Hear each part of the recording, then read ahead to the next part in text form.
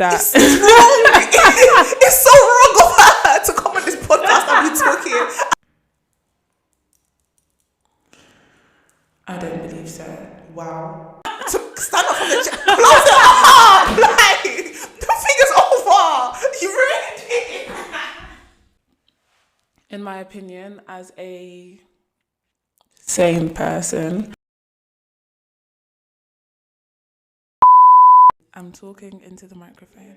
Hi guys, welcome to another episode of The Things You Can't Touch, a philosophy podcast where we touch on the deeper things of life. And today, the guest that I have beside me is in fact an individual who I really appreciate. Like, I really like the fact that she came onto this podcast, and I think she's gonna eat up the answer. Her name is Tumi. I'm gonna give you the floor to introduce yourself, drop all your Instagram handles so that they can follow you. I'm gonna put it on the screen and in the description. Okay, so hi guys, my name's Tumi, but most people know me as T. I also do hair, so follow my page. It's T's Hair Parlor, and I also sell waist beads, so that's beads.ileke on Instagram as well. Period. Guys, make sure you guys support her grind. It's very necessary. We love black businesses. Support them. The price doesn't matter. Just go follow. I'll add everything on the screen as I said before. But yeah, let's focus on the issue at hand, to me, as to why you're here. This is a philosophy podcast where we touch on the deeper things of life. And today we're going to touch on something that's not really necessarily deep, but, you know, it's there to, you know, play with your mind. Something. I think you'll like it. Anyway, cool. Because obviously you don't know the question. I'm going to ask you the question. Are you ready? I'm ready. Your question is, to me, what is the root of all evil? Interesting. You can take it from any angle whatsoever, because like there's a couple of things that we're actually going to touch on. I can give you like a overview. Actually, no, I want to hear what you have to say first of all.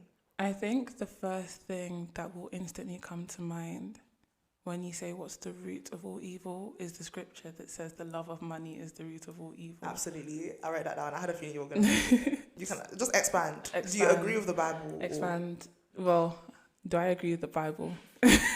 Yes. That's a strange way to put it. But I believe that, okay, let's put it this way. The love of money is the root of all evil, but doesn't mean that the love of money is the only root of all evil. Okay, so for you, in my opinion, more than one root of evil. I believe that there can be more than one root of evil, potentially.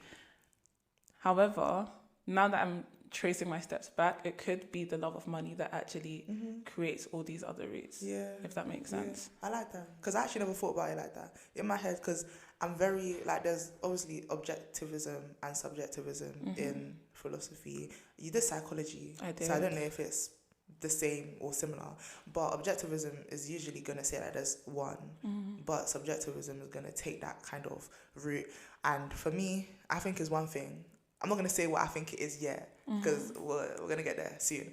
But yeah, 1 Timothy 6:10 does say that the love of money is the root of all evil. And it's like, I understand why they will say that, but first of all, I think before we can actually unpack such a statement, we need to understand what is evil. That's what Socrates likes to do. He used to ask what is F questions to understand the definition of something. Not necessarily like the book definition, but the philosophical definition of a word. So for you, what is evil? What a beautiful question. What is evil? I think there are so many things that fall under the category of evil. As you said, you've got objectivism and subjectivism. I believe that evil is very subjective. Okay. Depending on... We're going to have problems, to me. I hate subjectivity. And I've said this in too many episodes thus far. I hate subjectivity, but please go forward. The reason why I believe evil, quote unquote, is subjective is because, let's say you're a person that's in the Western world. Yeah. And let's say you're a person that lives, I don't know, elsewhere. In fact, not in the West. Yeah, not in the West. Non-European. Yeah. In fact, no, I can't say that because is America in the West? Yeah. So I can't say that. In fact, let's just scrap the West. Okay, yeah, let's just say you're a person that lives in a very, let's say, comfortable, wealthy household, and compared to somebody that doesn't live in a wealthy, comfortable household. Yeah. Cool. And this person, let's say, is very much poverty stricken. Yes, I love that word. So, that phrase. I don't know why. So this individual who's poverty stricken is likely to steal to survive. Yeah. Is likely to potentially harm other people, maybe all of that stuff. Yeah. Now, the question that See you where would you're ask going. yourself is, would this individual think that what they're doing is evil, or would they believe that they're doing what they are doing to survive? Yeah. And then you look at the wealthy individual, and if the wealthy individual was to perform these same actions, it would likely be two different things. Yeah. So that's why I personally believe that evil, quote unquote, is subjective, because that definition can't be used necessarily for every single person. To me, I enjoyed the answer. I'm going to be real. Because usually when it comes to subjectivity, I'm so adamant that, no. But this answer is making a lot of sense. I'm just going to repeat it just so that I can really grasp the concept in my head. So it's like, the concept of evil, or what is evil, is subjective. Because depending on who's doing it and for what reasons, it is evil or not. Sorry, it was much in my head. But then again, no. Because I feel like specific actions within them, but then again, it's like, I was going to say are bad, but is evil the same thing as bad? Does evil have to be bad? Assuming evil is bad, I believe that specific actions are just inherently wrong.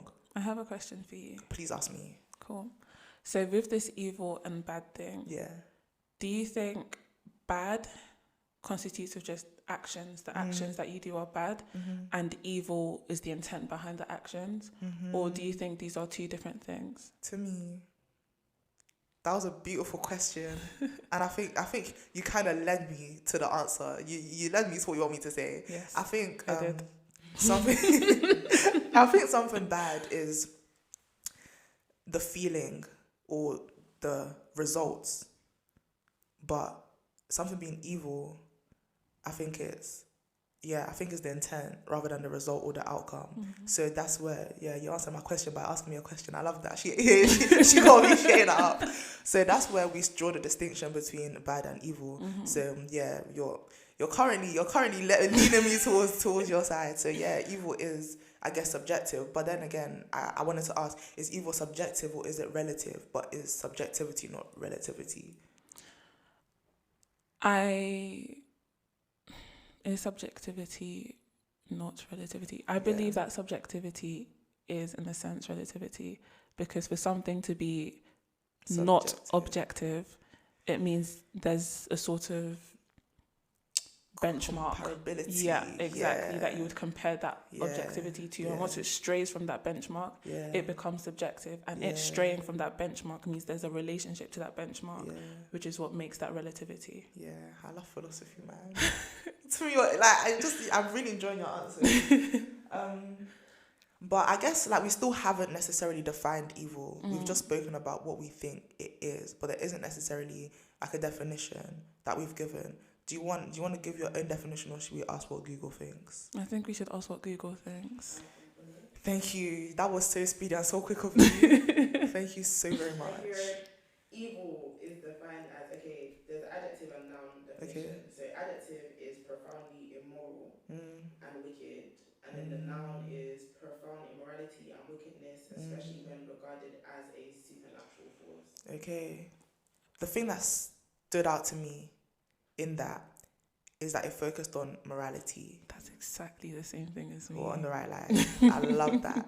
The thing that I wanted to emphasize here is that I think evil in my head could be anything that's bad, but we have distinguished that evil and bad are not the same. They're not interchangeable. They're different. One is about the consequences and one is about the intent. Cool. So with that, evil is as I said, wickedness and immorality. Do you agree with that definition? I do agree with that definition. Oxford?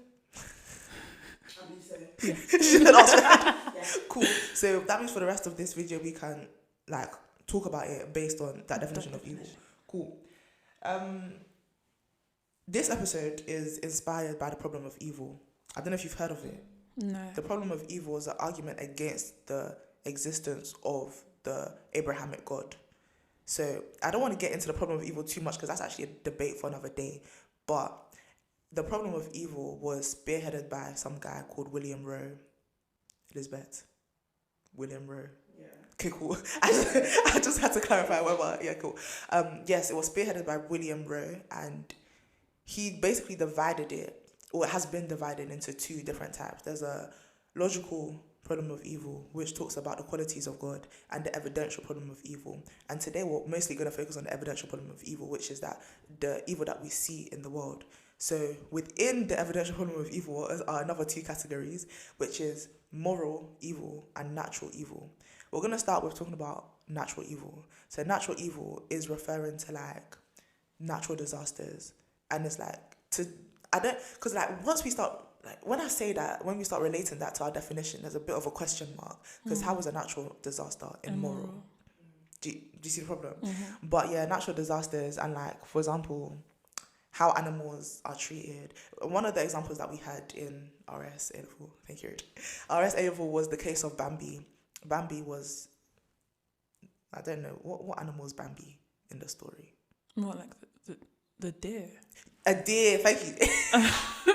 Bambi was a deer that was caught in a, not Bambi. I don't know the story of Bambi, but in the case study, the Bambi was a deer that was caught in a wildfire.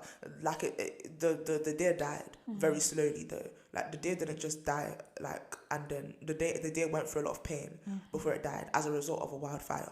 And it's like, what is the cause of that? What's the cause of natural evil? Because the cause of natural evil, I think, is going to be different to the cause of moral evil. Do you want me to give you the definition of moral evil now, or is it okay? Cool. So yeah. Can you repeat your question? I kind of had, because I even forgot myself. I guess I'm just asking, what's the cause of natural evil, like earthquakes, natural disasters, animals dying, and things of that nature? Okay. I believe that the cause of natural evil is quite literally the fact that it's natural, so it's very much bound to happen. If we look at a sort of scientific explanation of the earth and the world, and you look at things like geography and all of that stuff, I'm not really well versed in, science and geography, but in my, I guess, understanding of it, these things are very much bound to happen anyways. When you learn geography this is secondary school knowledge, I think you have things like tectonic plates and then, I know about them all of that stuff. So all of this like natural disasters such as earthquakes and all of that stuff is bound to happen because of sort of the structure of the earth. The term natural evil then I believe is talking about the consequence of these natural disasters. I think natural disasters in itself might not be too bad, but the consequences of these natural disasters is what people now class as evil. Because the result, like, is evil for like the deer to die in such a way. Okay. But then when you look at the definition of evil and you see that evil is something that's immoral or wicked, then it's like, is it natural bad because of the actions of the consequences as opposed to natural evil because of the lack of immorality? Because something that's naturally occurring can't necessarily be immoral. To me, I enjoyed the answer. Thanks. I'm really enjoying it. Damn. Like, it's just like your answers are just so clear cut. It's like how much, because sometimes I like to interrogate the person sitting on the other side, but it's like you've basically interrogated me back. Like you've used the words English. You've just made it so clear. But yeah, I just feel like we're going around rather than landing on, because still the question remains: what is the cause of this evil? But then you did say that it's just bound to happen. But why is that? When, assuming everyone believes in God, it's supposed to be benevolent, and like, are we supposed to go through things like this? Because even humans, we suffer from natural disasters. So it's like, what's the cause? Is it because we don't understand God's intentions? So maybe it's a good thing in disguise, but we just don't know. But it's, what's the reason? Where does it come from? Personally, I think there are more than one reason. Praise him, English. I don't believe it's solely one thing in particular. I think if we were to take it back to a biblical standpoint, as you said, if we all sort of believe in God, I believe the first ever natural disaster that was spoken about was the flood. Yes. With Noah. Yes. And that was as a result of sort of sin. Yes. It was as a result of that. That is going to lead me on to the second point. And I feel like if you had the second part, you'll be able to finish what you want to say. Go on. I'm going to give you the second part, which is moral evil. Moral evil is more about our behavior and like our attitude towards other people, and basically like immorality, us being bad. So it's like, as you're talking about natural evil coming after sin, it's like natural evil came as a result of moral evil. Does that make sense? Yeah. I don't know if that's where you wanted to go, but like that's where you took me to go. That's But yeah, moral evil. I can give you another case study. The case of Sue is a really sad, story. But this is a young girl. I think she was about 5. She was. I'm just gonna make like shorten it and not do the whole story. She was basically abused. Like she was beaten and raped by a stepfather figure, and she died painfully and slowly. And it's like, this is an innocent baby. She hasn't done anything to anyone, hopefully, at the age of 5. She's very innocent, and she had to go through this this immoral, wicked suffering. And it's like, what's the cause of that as well? Where does it come from? What is the root of that type of evil? Okay. So before I answer that question, I think I'm going to go back to the previous question about natural evil. And I think, again, when I said that there is more than one cause, I do believe that moral evil could potentially be a cause, as we have seen in the Bible, in the scriptures. But I, again, don't believe that that's the sole cause. I believe that, yes, we do have a benevolent God, of course, and, God did create the heavens and the earth and all of the stuff, beautiful stuff within it. And in my opinion, and from what I've sort of read and gathered from the Bible, I think prior to the one sin of, Adam and Eve eating the fruit, Eden was Eden. The garden the Garden of Eden was, perfect. The place, absolutely perfect. There was no talk of natural disasters, no talk of anything like that until afterwards. And I think that's when natural disasters became natural, as in naturally occurring, because now this sort of perfect world is fractured. no longer perfect. Exactly. Yeah. So it's no longer perfect. That. So natural disasters and things as such are now sort of inevitable. And now it's just a sort of, when will it happen, rather than will it happen, because of that original break from the perfection, which was, in a sense, established in the beginning. That's beautiful, actually. So based on everything that you said, natural evil comes from moral evil, which comes from biblical explanation. Love that. I love the linear connection. Because I've asked here, is evil badness? Is evil objective? We've touched on those two. You've answered that beautifully, by the way. And finally, the question I wanted to ask that we kind of spoke about was, is evil, like our understanding of evil, wrong? Because I feel like evil is something, because I believe, again, naturalism, objectivity, I believe there's a right and wrong that is, like, God established right and wrong, or whatever, or whoever, at the point of whatever, establish right and wrong. Do you think that our understanding of it is just skewed because we're fallible human beings? We just don't know. Do you think like what we understand evil as is not actually evil but something else? That's a very interesting question. I think to sort of answer your question, I'd like to touch on the previous example that you spoke on, the moral evil. I think her name was Sue. Yes. Wow. Beautiful memory. So the man in this case, the perpetrator, right? Yeah. I'm pretty sure he had an understanding of evil. Yeah. But still sort of went ahead with it and carried on. Yeah. And I think that's where you sort of get the definition of evil per person, because some people may see something as evil and still carry on, meaning do they actually think it's evil? Yeah. Because in my opinion, as a sane person, when you have a moral compass and a perception of something that is right and wrong, you are likely to stray away from that wrongness and more towards the rightness. At the end of the day, it's a sort of spectrum, and it's like, how wrong is wrong? How wrong can you get for it to be really wrong? And how right can you get for it to be really right? But people tend to just sort of skew along there because there is no defined term for evil. It's blending together because it is a spectrum. Exactly.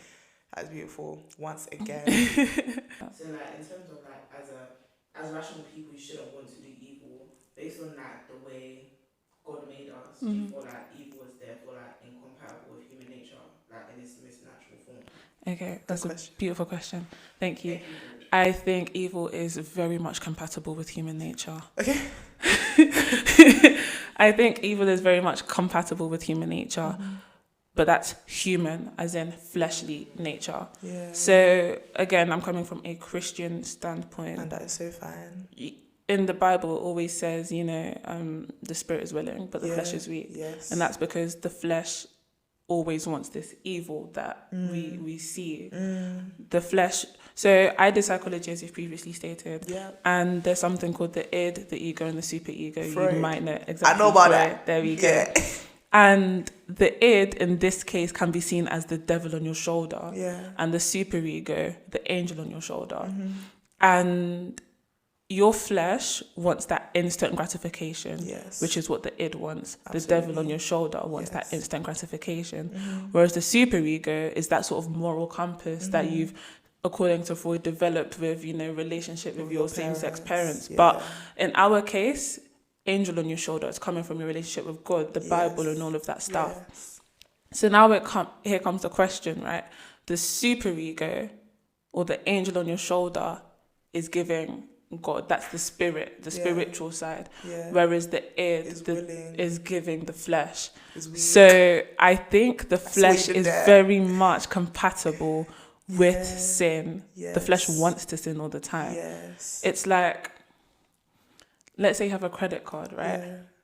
You go to the shop, you see something's expensive, but you really want it. What are you going to do? You're going to tap that credit card. You know you shouldn't. You're going to tap that credit card. You're going to tap the credit card. Yeah. But then at the end of it, it's now you that's going to have to deal with that large amount of debt. Yeah. And that's sort of the... You just shouted at a lot of people. And that's just sort of the same thing with the id and the superego, or the flesh and the spirit, because at the end of the day, the flesh is very temporary. That tapping of the card is very temporary. You're just going to quickly get that instant gratification. But it's then going to be the spirit that's going to have to deal with that at the end. So, yeah, I hope that answers the question. I even forgot the question, but I'm just glad you spoke. Like, I'm just glad you said what you said. Like, it's so relevant and it's very interesting. Like, I just wanted to add a different angle to what you said. Aquinas is a theologian. Aquinas is a guy, and he spoke about the synderesis principle. I didn't even say the word right. Synderesis principle, which was basically that humans are inclined to do good, but things like, what was the word that he used? There's a specific thing that he said causes us to lean towards doing the bad thing simply because, as you said, the flesh is weak. Like we're easy, we easily fall into temptation. Yeah. And yeah, I just wanted to add that. Why? I don't know. It's a philosophy podcast. I just wanted to educate the people then. Thank you for answering that question. We can absolutely move on. Back to, because we've done a lot of talking about evil, in and of itself. But the question is money the root of all evil? So I guess what I wanted to say is money the root of all evil, or is the use of money and how people behave with money what the root of all evil is? Okay, thank you. Was it? She thanked me. 1 Timothy 6:10? Yes. Right. So I think the main problem that people tend to have with that scripture is when they read it, they don't read it. So they quickly breeze over it and form an assumption, which is incorrect. Okay. And that assumption is that money is the root of all evil. Yeah. But the scripture says the love of money is the root of all evil. Yeah. And I think that makes a lot of sense. And it makes a lot of difference. It makes a lot of difference. As well. Yeah. Absolutely. So when people do say that money is the root of all evil, then it's like, oh, then why would you go to work? Then why would you do this? Then why would you do that? Why would you strive in life? Make money. If it's so evil. Exactly. But as we can see, it's not money that's the root. It's the love of money. And then the next question comes, how would you describe the love of money? What is the definition of the love of money? That's the next question that you would ask. You're eating this up. I'm genuinely enjoying like every single angle that you're taking right now. I'm genuinely enjoying it. I need to stop talking though. Please continue. In my opinion, the love of money, again, I think is subjective. Mm-hmm. You don't really like subjectivism. I don't, but that's fine. But I do believe that it's subjective because from whichever angle you look at, I think you need to look at the intent behind it. Okay. So somebody you could see to always be striving, working hard day in, day out, day in, day out, and you would think, damn, they love money so much. Yeah. But it could be they're trying to work for their family and stuff like that. Maybe they love their family so much. Exactly. But in order to achieve, thank you. There you go. Money's just the means to the end. And the end in and of itself. You could then take the example that I gave before, where it was the person that's poverty stricken, that's stealing to survive, doing this to survive. But actually, maybe they don't need to steal to survive. Maybe it's because they just love to do that, and it's because they love the money that they receive because of that. Yeah. So then you could say, right, so which one of them actually loves money? You can't necessarily answer that question. You can't see what's in people's because you can't see it. Yeah. So I think the love of money is a question that an individual should ask themselves when they have that sort it's between you and your God. Absolutely. She shouted at you guys.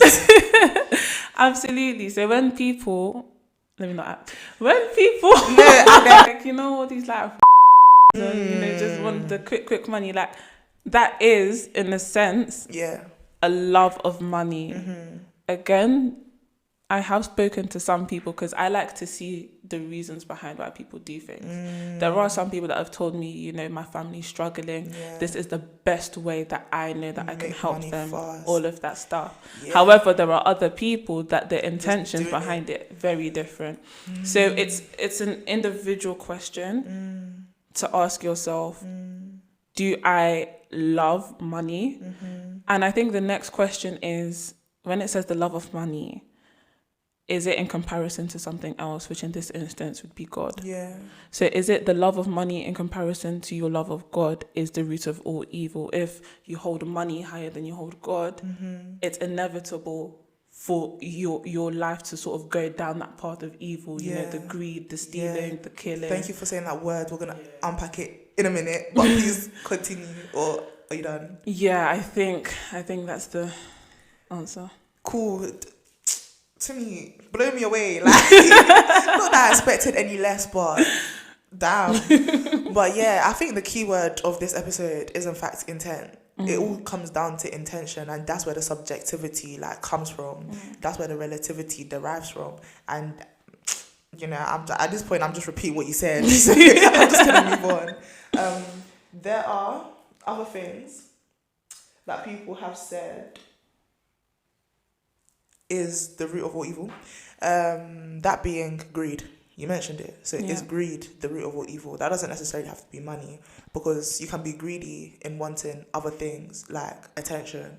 You can be greedy in wanting fame, clout, stuff like that. So is greed the root of all evil? Because let's think about the evil that we're actually seeing in the world. Things like the government is doing. People are suffering out here.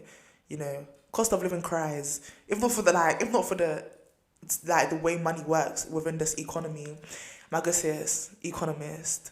Hello. Guys, she actually studies economics. As I said, economy. She studies economics. Intelligent babes coming on this podcast, guys. Get your daily dose. But yeah, as you can see, the way the world is working is it really money? As we said, is the use of it, and does that use lead us back to greed? Okay, thank you. She thanks me. So greed. You said greed doesn't always have to come in the form of greed with money. And I absolutely agree with that. Thank you. I think greed can obviously come with so many things. You have things like gluttony. You have people that are just, greedy. For example, they want loads of women or they want loads of men. That in a sense is greedy. Or is that lust? Or is it the same thing? You see, they do sort of lead to each other in a sense. Yeah. But what I did want to say is, they are all connected in a sense. So again, I'm going back to psychology.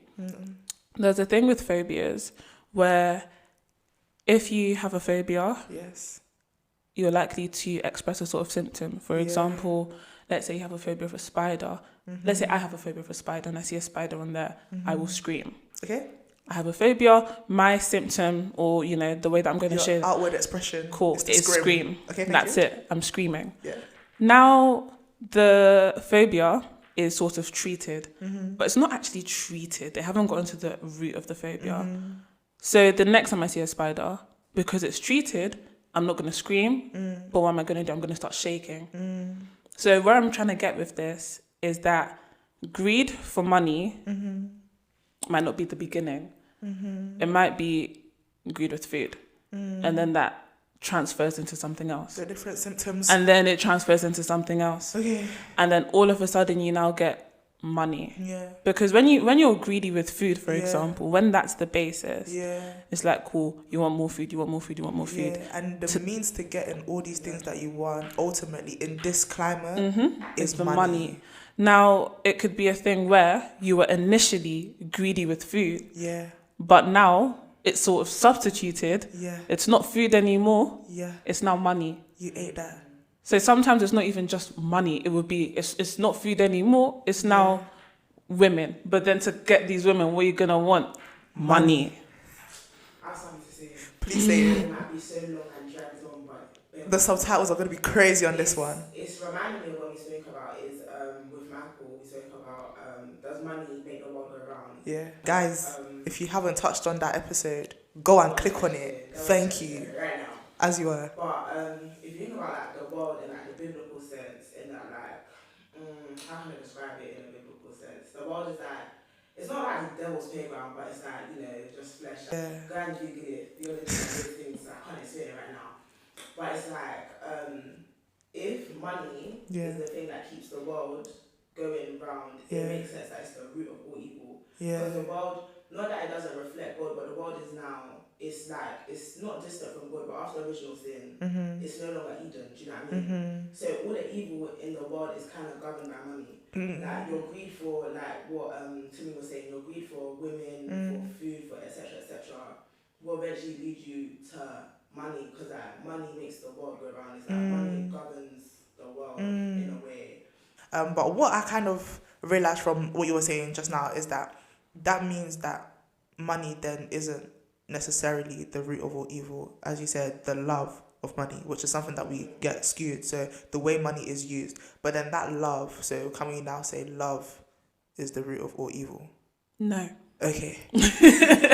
I think that's the short and simple would be no. Yes. However, I can elaborate on that. Please do. So the reason in which I believe that love is not the root of evil is because you can show love in so many different ways. That's not For evil. example, Jesus dying for our sins.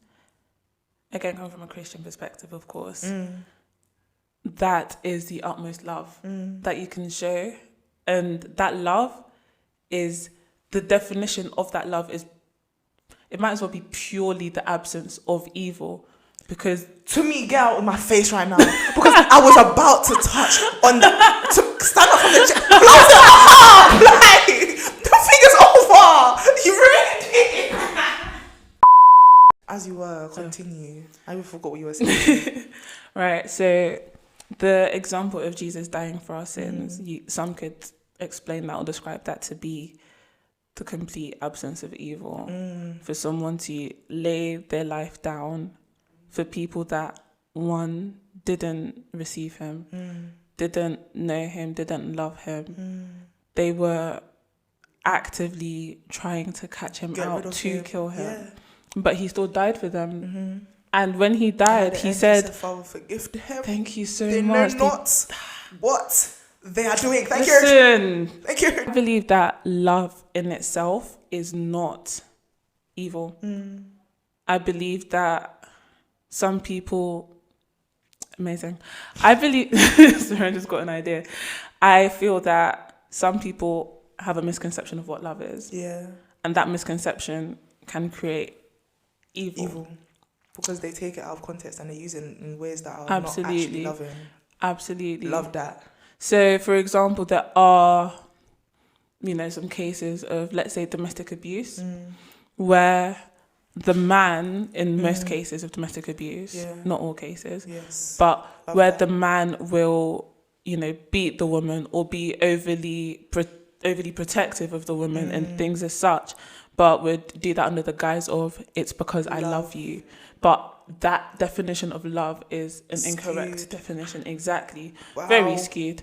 So in situations like that, it's not love that's the problem, because I guess the woman in that sense would be like, well, if this is love, then love is evil.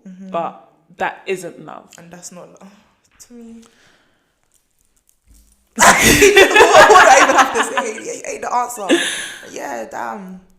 You cheated and then you started talking about what I was going to talk about. Like, I forgot to tell you what I think the root of all evil What is. do you think the root of all evil Should I go there is? first? Yes. I think, personally, I personally think the root of all evil is ignorance.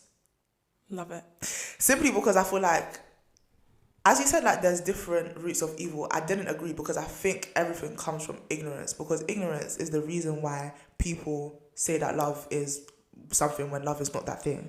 Ignorance is the reason why people use money in the way that they use it, because they don't know the right way to use it. Ignorance is the reason why we have things like racism, sexism, homophobicness.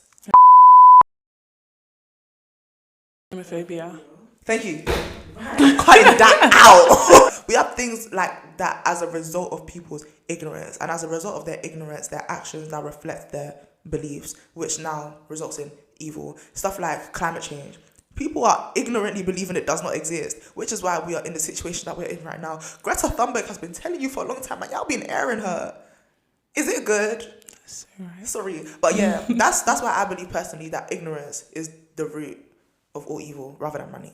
Do you agree, or are you gonna argue with me? I do agree. Okay. I think you can agree for more than one thing. Okay. I definitely do agree. I think we have to see sort of which one's the umbrella term. Is ignorance the one that sort of covers everything else, or is the love of money the thing that covers everything else? In the sense of, does the love of money create ignorance, or does ignorance create that love of money? I do believe that there will be one root cause. It's Yes. just which one is it? I therefore think it's a correlation rather than a causation in that aspect. So, Guys, did you hear her use words? Did you hear those words right now? Sorry, as you were educated. so I already said that I agree with you, and I think that's because we've all heard of the phrase ignorance is bliss. Yes. Blissful ignorance. Yes. And I think it's that bliss that creates the problem, because with that ignorance, the fact that it's blissful, you are very much now choosing to remain ignorant and choosing to sort of dive deeper into this sort of realm of ignorance. Honestly. Yes. And that's it. It just ends up being a sort of spiral, which is then what leads to all of these problems, like, for example, global warming, as you said, climate change. So ignorance could have been a thing initially, and then after all the education, you could have been like, damn, I was ignorant, but now I'm a learner, now I'm a change. But instead you're like, I was ignorant, but this ignorance is nice. So I'm going to remain ignorant. I'm going to remain... Well, thank you. So I think that is why I agree with you. Yeah. But still, as much as you agree with me, there's still a question mark Yes. in that. Is either ignorance that causes the love of money, or is the love of money that causes ignorance, which is like a conversation that we can have right now if you like. But it's like, are we ever going to find the answer? We are not ever going to find the answer. Because I think it can be debated both ways. It very much can be debated both ways. Right. So there is an umbrella term, but which one is the cause is the question. That's why we can. Maybe there's a third factor. Who knows? Who Literally, knows? we can leave it on the table. We can leave it on the TTYCT table. That's what I call this. Oh, Thank you. perfect. The things you can't touch. Table. Thank you. Cool. Still, two more things that we're gonna touch on is. I don't know why I like asking questions like this. I always want to know what the opposite of something is. I don't know why. So is the opposite of evil empathy? I don't believe so. Wow. So I think that's the direct answer. Okay. I don't believe the opposite of evil is empathy. The main reason for that is with opposites, Yeah. again, going back to psychology Yeah. as an explanation for this. So Yeah. I will go back to phobias because that just seems to really relate to this. As you should. So when dealing with a phobia, you can do, loads of many different ways to treat the phobia.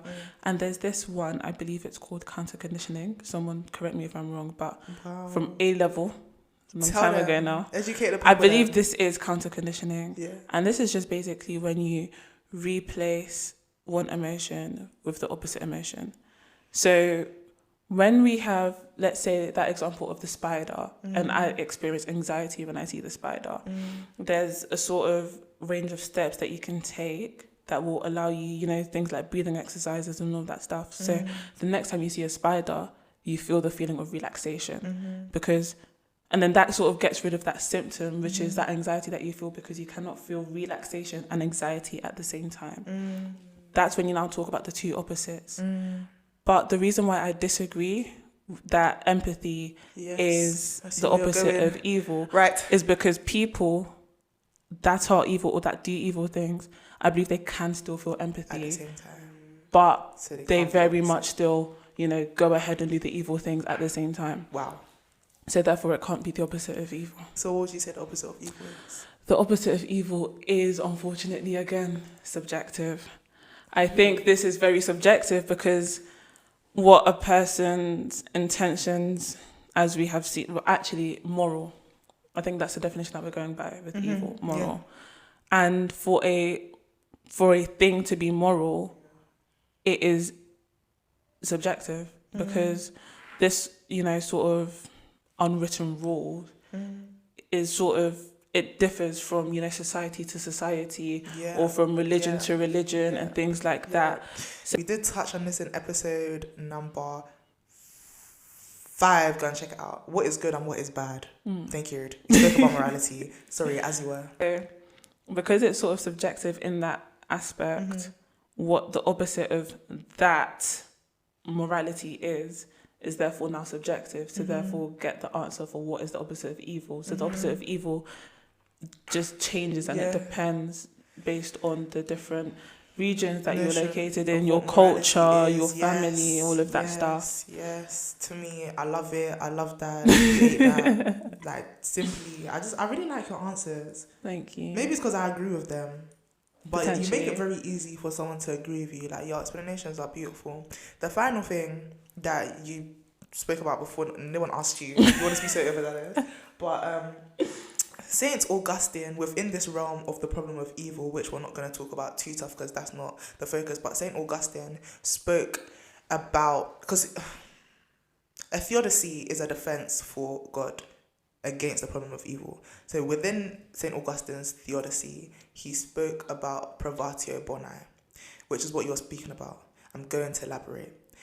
He said evil does not exist, but the absence of evil.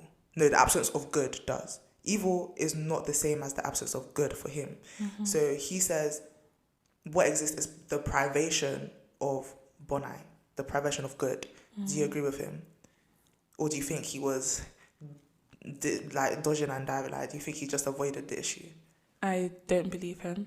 I believe he may not have intended to, he may not have intended to dodge the question, but he did.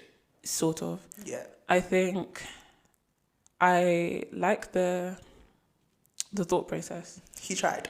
Basically, it's the thought that counts. Because in my opinion, for us to, so God created humans and he also created angels, free will. Yes. And the fact that you're saying this is exactly what he said. Wow. As you were. And I believe that with free will, we therefore have the choice between potentially, now we have two different definitions, but good and bad or good and evil. So, but we can use these as synonyms for the sake of this explanation. Okay. And to have the choice out of good and bad, you cannot have the absence of good. I'm going to have to conceptualize that in my head. To have that choice between good and bad, you cannot have the absence you ate. So you can't have the absence of one good. of them. Yeah. To have, yeah. So I believe that It's wrong. It's so wrong of her to come on this podcast and be talking and spitting so many bars. I'm confused. Yeah, so to have a choice out of good and bad or good and evil, you cannot have the absence of good or the absence of evil. If you have the absence of one, then that means you are entirely inclined to the other. Because if you look at it as a spectrum, good on this side and evil on this side, if there is no good, then the spectrum will just always be tilted towards evil. Yes. So I believe there has to be the two. Yeah, there has to be the two. Yeah. Evil does exist. Yeah. Good does exist. Yeah. But the question is, which one will the person pick? Yeah. So Augustine, wherever you are, Tumi came for your neck. She said you didn't eat. She said you starved. She said your theory didn't bang. She said try again. and that's beautiful. I genuinely enjoyed that conversation. Anything to ask you? Yeah. What is your definition of evil? You did, I think, previously explain, but what is my definition of evil? Damn. This is the initial question. I'm not the guest. I'm the host. But yeah, like, cause these things I actually need to think about them. What do I think evil is? I think evil, because initially I thought Augustine ate. I thought, yeah, evil is the absence of things that are not good. But then again, what is the absence of things that are not good? And I think evil, again, yes, in terms of morality, is a moral thing. But then I do think that it can be something that's not necessarily moral. So I think I want to give a definition, but I just keep talking about things that are not relevant. I think evil is about, as we said, the consequences of actions, the consequences of attitudes, and the consequences of beliefs, ideologies, interactions. I think evil doesn't necessarily have to be what is in the book, good and bad. I think it can actually be something that people display all the time. Okay. So based off of what you said, you said what's in the book, good or bad. So that means you don't believe that life is black and white? I don't. You don't, or you do? I like objectivity. So you believe that life is black and white. There is a clearly defined part of good and a clearly defined part of bad. Why? Do you not think that the experiences that each individual has can sort of, change that, those definitions? Or do you think that those definitions will regardless just stay as rigid as they are? Yes. Interesting. Because, like I say this all the time, I think here on Earth, subjectivity is unavoidable. It's inevitable. We are always going to be subjective. That's because our minds are limited and we are limited as human beings. So there's always going to be an argument as to what is right and what is wrong. Some things seem very objectively wrong. Like I think a lot of people across the globe are going to agree that murder is bad.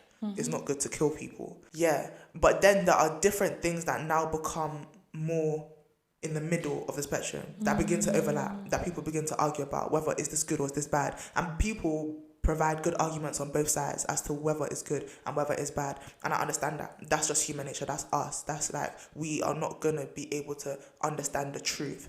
But in my head, there's an objective truth that I know I'm not going to understand now, but I know it exists. So that's the view of naturalism.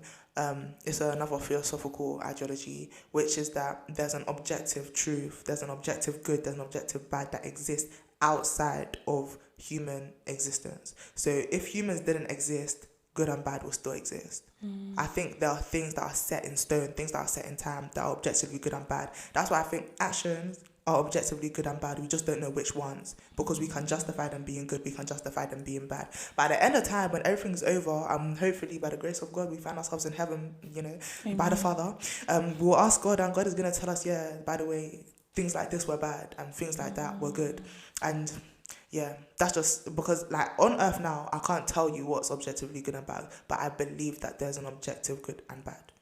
Thank you. And that was, this is why this is your podcast. It was much. That was such a beautiful explanation. Really? I really liked the part that you spoke about the existence, because the existence of something, the fact that this objective good and bad exists, but the fact that we cannot sort of fathom it doesn't mean that it doesn't exist anyways. Yes. So it's just humans that try to justify their actions in the way that they know best. And to make themselves feel better. Yeah. And that's another thing. Wow. The way I love the inspiration. Amazing. That's actually like it's actually beautiful. It's a beautiful thing. But yeah, that's another thing that people talk about. Whether if nobody's there to see that the tree fall, did the tree actually fall? The answer is yes. Just because we didn't see the tree falling doesn't mean that the tree didn't fall. Just because we don't see the truth doesn't mean that there isn't an objective one. That's why I hate subjectivity so much. But I do accept the fact that we're just gonna have to affirm it. The world is subjective. Thank you. Guys, like there is not much more to say. Just, I hope you enjoyed this video. I did personally. So whether you enjoyed it, I don't really care. Because it was a great conversation, and I hope you took something from it. I hope you go away, have a conversation with everyone else, because philosophy is for everyone. You can engage in these conversations. Comment. No one's gonna laugh at you if you comment. Comment, I'm gonna respond. I want to talk about it. This is the type of video you can send to your mom, send it to your dad, send it to your siblings, send it to your friends, send it to your teacher. Yeah, your RS teacher, send it to them. Let them understand what we're talking about. Cool. And the last thing I want to leave off on is what you're going to do is you're absolutely going to go and follow all of the Instagrams that I put at the beginning. I'm going to now put it at the end. As you can see, it's on the screen. Don't be cheeky, don't air it. Go and follow Tumi. Tumi is actually also an athletic gal. She makes waist beads. She does hair. Follow her Instagram. Go check out all her other social media platforms and things of that nature. Tumi, again, I genuinely appreciate the fact that you came. And this question was so perfect for you. I'm gobsmacked. Anyway, lights out, cameras out. I think evil.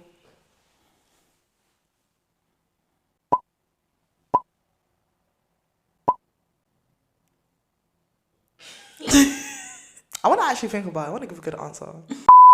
Because this is actually genuinely why I love my subjects so much. I love philosophy. And the thing is, people wouldn't ever think that black women can get on the podcast and just start talking about philosophy. I love philosophy with my whole heart. But I love it with my whole heart. That's the point of this podcast. I don't want people to think that there's a specific type of person that can engage in philosophy. It's not. Anyone can actually talk about philosophy. Everyone has something to say. Gosh.